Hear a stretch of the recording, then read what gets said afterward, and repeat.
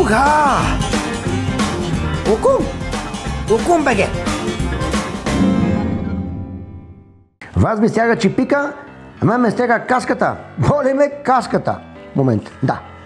Вие сте с Лукум, беге. Аз съм Ян Евандър Штрудел. И днес нашия Лукум отива в щаба.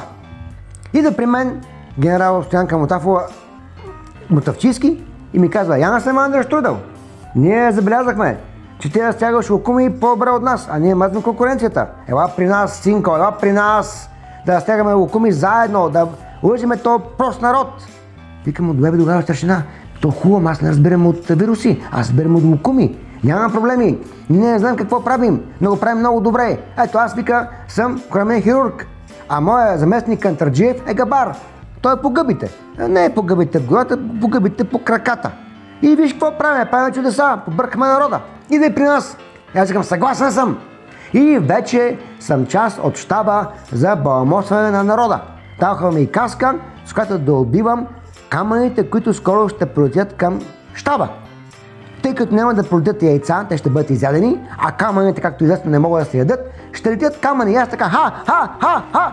Имаме друг въпрос, другарио генерал. Защо не вземеш в щаба професор Будин Михов?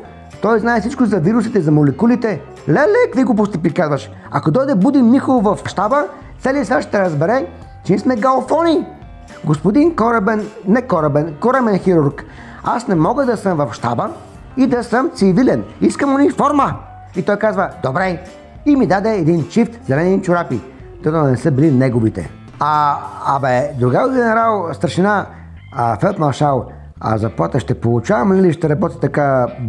Вика той: ще получаваш депутатска и ще я даряваш. Ама как, бе? Ама как ще я дарявам цялата? Не цялата, бе. 1/3. А може да отида пред магазина в 10:31 и като някакъв пенсионер закъснява да го набия така хубаво, да го дава с палката по главата. Мога ли? Аз много обичам да тормозя хората и да им създавам нерви и да им скъсявам живота. Мога ли да имам една полицейска палка? Мога. А белезници? Мога. А пистолет? Мога. Мога и да ходя в парка и да гледам кой влиза и да му давам 10 000 лева глоба. И да гледам как страда и така да се радвам и да ми става готино на моята черна душичка. Мога. Още утре сутринта се качам на градския транспорт в някой тролейбус и с една рулетка ще мера хората как стоят един от друг. И ако някой е под метър и половина, веднага го вървам пред прозореца в движение, да си чупи краката и да ходи в Пирогов. И ще ги арестувам на място. И глоби и терор.